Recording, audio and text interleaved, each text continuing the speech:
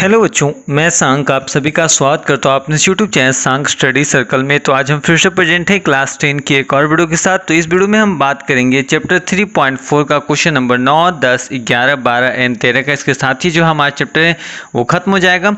तो उसके अगर आपने हमारी पिछली वीडियो नहीं देखी है तो नीचे डिस्क्रिप्शन में लिंक दी गई है। जैसे ही वीडियो समाप्त होगा आपको इसकी पिछली वीडियो या इसके सारे वीडियो जो हैं आपको देखने को मिल जाएंगे। सो वीडियो पसंद आए तो प्लीज़ लाइक करें, शेयर करें, न तो प्लीज़ सब्सक्राइब करना बिल्कुल ना भूलें। तो चलिए वीडियो को स्टार्ट करते हैं। चलिए, तो क्वेश्चन नंबर 9 हमारा कहता है कि दो अंकों की एक संख्या एवं अंकों के स्थान पलटने से बनी संख्या का जो योग है 66। ठीक है, तो हमको संख्या तो पता नहीं है तो लिखेंगे कि माना इकाई अंक, माना क्या है, इकाई जो अंक होगा उसका होगा क्या, मान लेंगे x, और दहाई जो अंक होगा क्या होगा, दहाई अंक, उसका मान हम मान लेंगे y। ठीक है, तो इसीलिए क्या हो जाएगा, यानी दो अंकों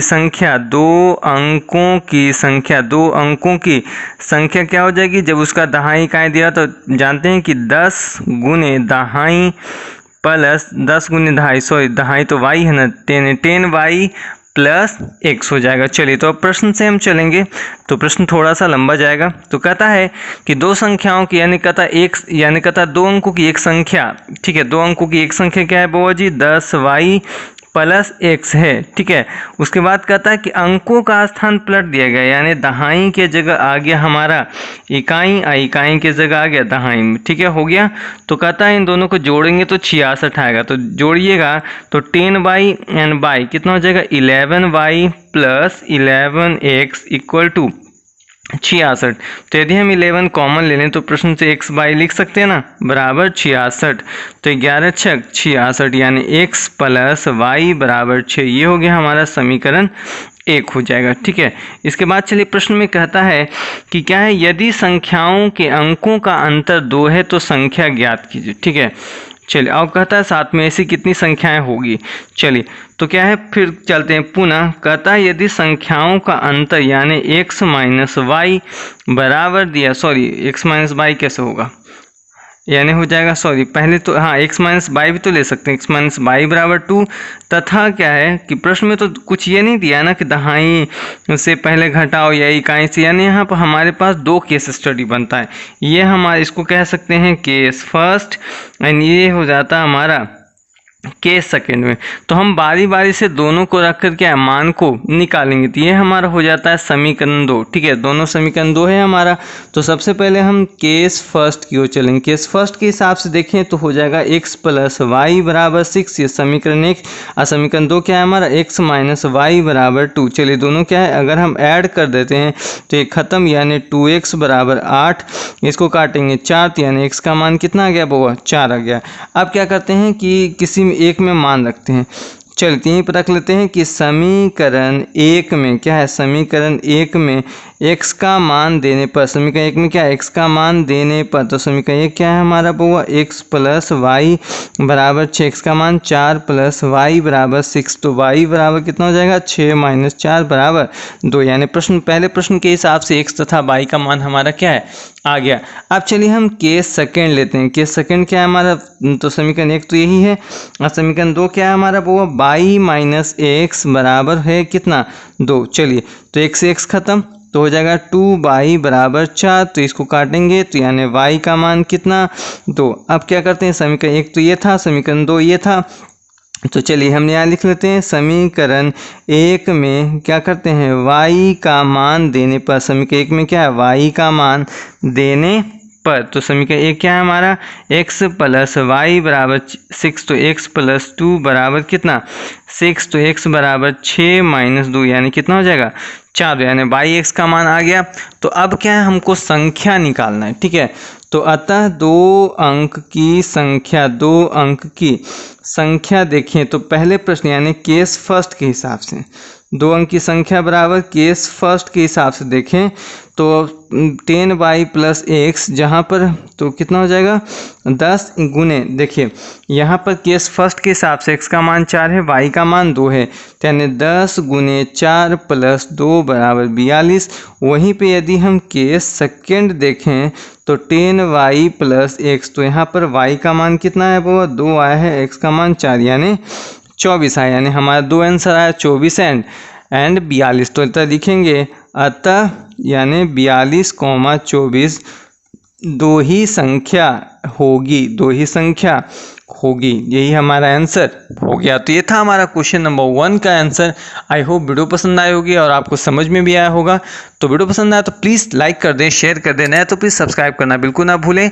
तो चलिए चलते हैं क्वेश्चन नंबर 10 में। चलिए यहाँ पर हमने लिया है क्वेश्चन नंबर 10। कहता है यदि किसी भिन्न के अंश, तो जहाँ पर भिन्न वाला सवाल आएगा वहाँ पर सबसे पहले अंश हर को मान लेना है। तो माना अंश जो है वो है x और हर का मान लेना है y, तो इसीलिए भिन्न जो हमारा हो जाएगा, भिन्न होता है अंश बटा हर यानी x बटा y।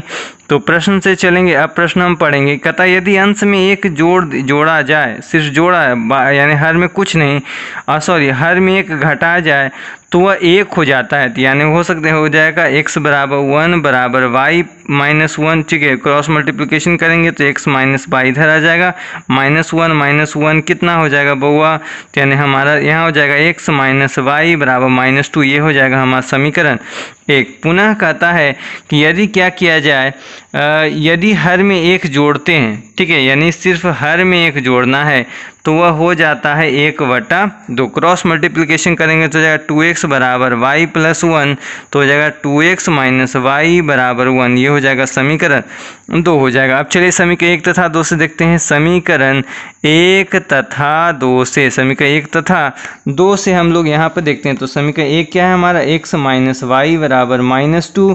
समीकरण 2 है हमारा 2x माइनस वाई बराबर 1। अब क्या करते हैं, इसको घटा लेते हैं, माइनस प्लस यहाँ हो जाएगा माइनस। तो देखिए एक प्लस में एक माइनस में एक खत्म, x में से -2x गया तो -x बराबर -2 -3 तो -3, तो माइनस से माइनस खत्म, तो यानी x का मान आ गया 3।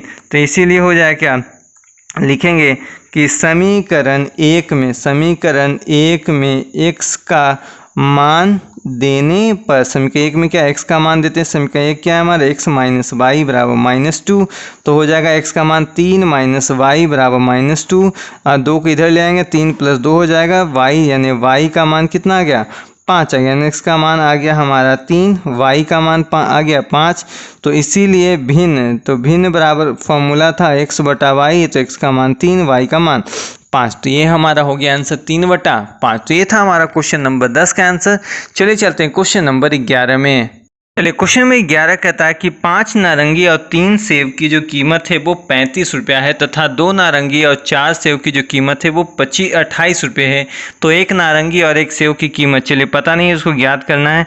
तो माना कि एक नारंगी की कीमत, एक नारंगी की कीमत जो है वो बराबर हो जाएगा वो 100 रुपया, और एक सेब की कीमत क्या है, एक सेब की जो कीमत हो जाएगी वो है क्या बउआ 22 रुपया।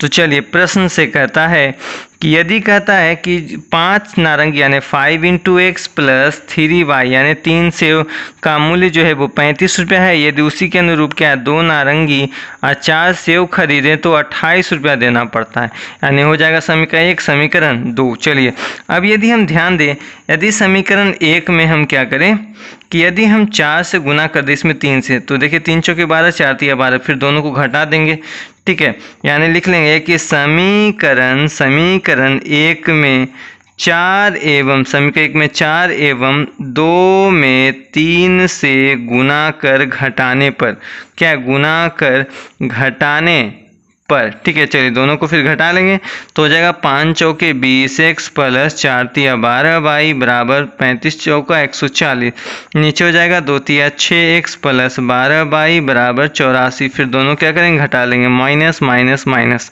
क्योंकि साइन चेंज हुआ तो ये प्लस में ये माइनस में खत्म, तो हो जाएगा 14x बराबर 140 में से 84 गया 56, 14 चौके 56, यानी x का मान आ गया हमारा 4। तो देखिए यानी कहते हैं कि समीकरण 2 में हम क्या करते हैं, 2 में x का मान रखते हैं। क्या है समीकरण 2 में x का मान रखने पर समीकरण 2 क्या है वो हमारा समीकरण 2 है 6x + 12y = 84। तो 6 चौका 24 + 12y = 84। तो 12y बराबर हो जाएगा 84 - 24। तो 12y का मान हो जाएगा 60 बउआ, 12 × 25 = 60, यानी y का जो मान आ जाएगा वो 5 आ जाएगा। अतः जो है नारंगी का मूल्य क्या है, अतः एक नारंगी का मूल्य जो हमने माना था 1 रुपया, तो x का मान आ गया बउआ 4 रुपया। जबकि एक जो सेब की कीमत थी, जबकि एक सेब की कीमत जिसको हमने माना है y, तो उसका मान आ गया 5 रुपया। तो ये तो हमको लाना था। तो ये था हमारा क्वेश्चन नंबर 11 का सॉल्यूशन। चलिए चलते हैं क्वेश्चन नंबर 12 में। चलिए क्वेश्चन नंबर 12 कहता है कि किसी छात्रावास में मासिक व्यय का एक भाग नीचे, मतलब जो किराया है वो फिक्स है, ठीक है, कहता है तथा शेष इस पर निर्भर है कि छात्र कितने दिन भोजन किया। जब एक छात्र ए को जो 20 दिन भोजन करता है 1000 रुपया देता है, जबकि बी जो है 26 दिन भोजन करता है तो 1180 रुपया देता है। तो एक दिन में एक दिन के भोजन का मूल्य तथा मासिक नियत जो व्यय है उसको क्या करना है, ज्ञात करना है। चलिए तो लिखेंगे कि माना जो है छात्रावास का नियत मासिक व्यय या इसको किराया भी लिख सकते हैं। नियत मासिक व्यय जो है उसको मान लेते हैं 1 रुपया, क्योंकि हमको यहाँ पे दिया तो नहीं है। तथा क्या है, तथा प्रत्येक दिन के भोजन का मूल्य, तथा प्रत्येक दिन के भोजन का जो मूल्य है उसको मान लेते हैं y रुपया। क्या मान लेते हैं वो, y रुपया हम मान लेते हैं, ठीक है। चलिए तो प्रश्न से कहता है कि जो a है वो क्या करता है कि नियत किराया तो देता ही है, साथ में 20 दिन का भोजन करता है तो 1000 रुपया देता है। उसी प्रकार जो बी लड़का था नियत किराया के साथ क्या है 26 दिन भोजन करता है तो 1180 देता है। चलिए तो यदि हम इन दोनों को घटा लें तो घटा लेंगे तो वो ये दोनों तो ख़त्म हो जाएगा। तो 20 में से 26 गया -6y बराबर 1180 में से 1000 गया तो -180, माइनस से माइनस खत्म, 30 छक 88, यानी y का मान आ गया 30। अब लिखेंगे कि समीकरण 1 में क्या है, समीकरण 1 में y का मान देने पर क्या है, समीकरण 1 में y का मान देने पर समीकरण 1 क्या है वो हमारा x + 20y बराबर 1000 है ना। चलिए तो x + 20 × 30 यानी 600 रुपया हो जाएगा बराबर 1000। तो x बराबर कितना 1000 - 600 यानी x का मान कितना आ गया बउआ 400 आ गया, ठीक है। तो x हमने किसको माना था, मासिक व्यय, ठीक है, नियत मासिक व्यय यानी छात्रावास का नियत मासिक जो व्यय था जिसका मान हमने माना था x बराबर आ गया बउआ 400 रुपया। ये 400 रुपया हो गया बउआ जी। उसके बाद कहता है कि प्रत्येक दिन के भोजन का मूल्य, प्रत्येक दिन के भोजन का मूल्य जिसको हमने माना था y, तो y का मान हमारा कितना आया था 30 रुपया, ठीक है। तो यही हमारा आंसर हो गया। तो ये था हमारा क्वेश्चन नंबर 12 का सॉल्यूशन। आई होप वीडियो पसंद आया तो प्लीज़ लाइक करें, शेयर करें, नया तो प्लीज़ सब्सक्राइब करना बिल्कुल ना भूलें और वीडियो को उन तक शेयर करें जिनको इस वीडियो की ज़रूरत है। तो चलिए चलते हैं हम लोग क्वेश्चन नंबर 13 में। चलिए क्वेश्चन नंबर 13 कहता है कि किसी भिन्न के अंश में 1 घटाने पर, चलिए वही प्रश्न लगभग सेम टाइप का है। तो इस ऐसे प्रश्नों में हम सबसे पहले कि माना अंश बराबर x और हर का मान y, तो इसीलिए भिन्न, तो भिन्न हो जाएगा x बटा y। तो प्रश्न से हम चलेंगे। प्रश्न कहता है यदि अंश में 1 घटाया जाए और हर में कुछ नहीं तो 1/3 हो जाता है। क्रॉस मल्टीप्लिकेशन करेंगे तो हो जाएगा 3x - 3 बराबर y, और कर लेंगे तो y को उधर ले आए तो 3x - y बराबर 3 ही हो जाएगा हमारा समीकरण 1। पुनः हमको कहता है क्या बउआ यहाँ पर, यदि हर में 8 जोड़ा जाए, यानी अंश में कुछ नहीं जोड़ा जबकि हर में 8 जोड़ते हैं तो समीकरण मतलब मान जो 1/4, क्रॉस मल्टीप्लिकेशन करेंगे तो 4x - y बराबर 8 आ जाएगा। ये जाएगा इधर तो y को इधर ले आएंगे तो 4y - 8 हो जाएगा समीकरण 2। चलिए अब हम चलते हैं समीकरण 1 घटाव 2 कर देते हैं। क्या समीकरण 1 घटाव 2, अब देखिए हमने क्यों किया है। समीकरण 1 है हमारा 3x - y बराबर 3 और समीकरण 2 है 4x - y वाई बराबर 8। अब देखिए ये दोनों घटाते हैं तो माइनस प्लस माइनस ये दोनों तो खत्म हो जाएगा, तो बचेगा माइनस एक्स बराबर 8 में से 3 गया 5, लेकिन माइनस में है तो एक्स का मान कितना आ गया 5 आ गया। अब हम क्या करते हैं, चलिए हम रख लेते हैं कि समीकरण 1 में क्या है, समीकरण 1 में x का मान देने पर क्या है, समीकरण 1 में हम क्या करते हैं x का मान देते हैं।